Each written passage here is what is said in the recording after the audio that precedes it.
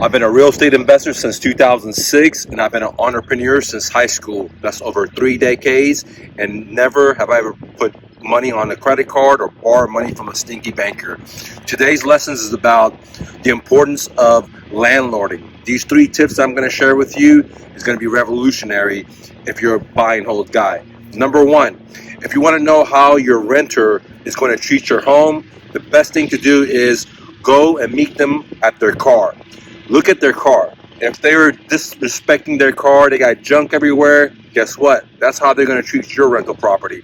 One of the best ways that I always qualify my renters is when they met at my office, I would walk to them.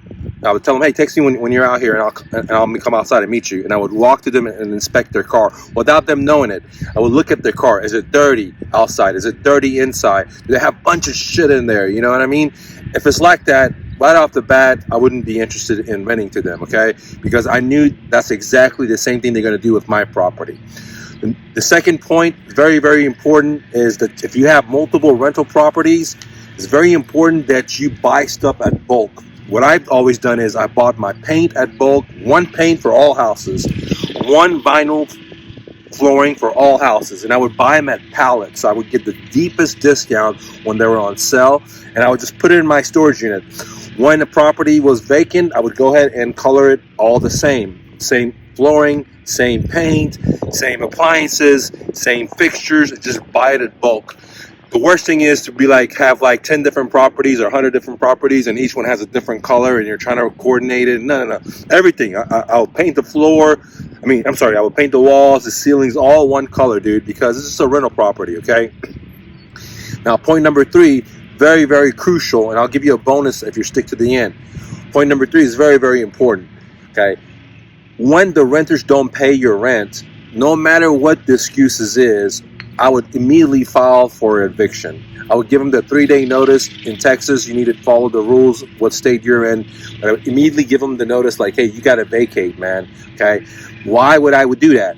Now, it's very, very important because if you don't follow the law, the renters can win in court. And from my experience, this is my opinion only, and I've done many, many, many evictions, that the judges and the court system are in the favor of the tenant versus the landlord, okay? And like I said, I was in Texas, which is more landlord friendly.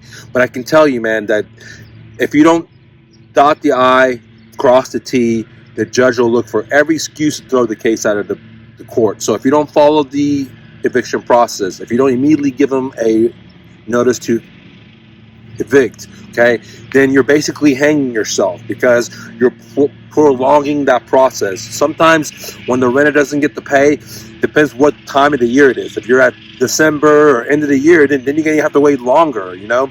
But usually you're already out of money 1 month, 2 months, maybe 3 months, because it's going to take 1 month to evict them. Then you're going to have to prep the property. Then you got to put it on the MLS or find a renter or send out to your renters list or whatever, however you do business, okay? And then wait for a qualified renter to come in, okay? Now, let me give you the bonus number 4, which is very, very important if you want to be a successful landlord. Qualify, qualify, qualify.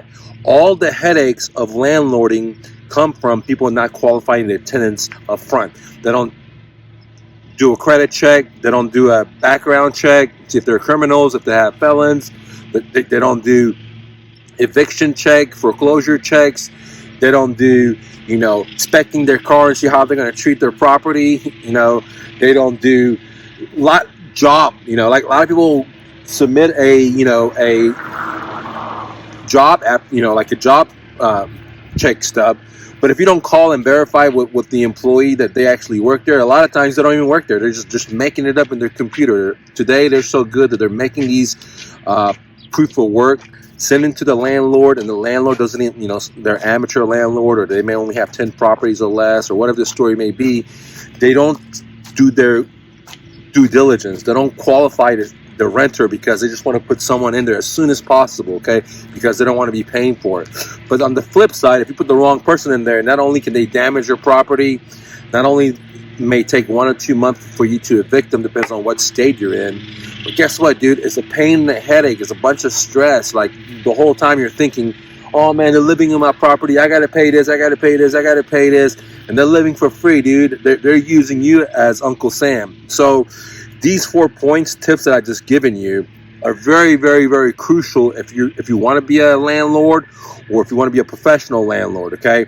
Now, if you like to buy off-market properties at a deep discount without using banks with seller financing, then you might consider joining with me and working with me direct in my profit sharing coaching if you're successful.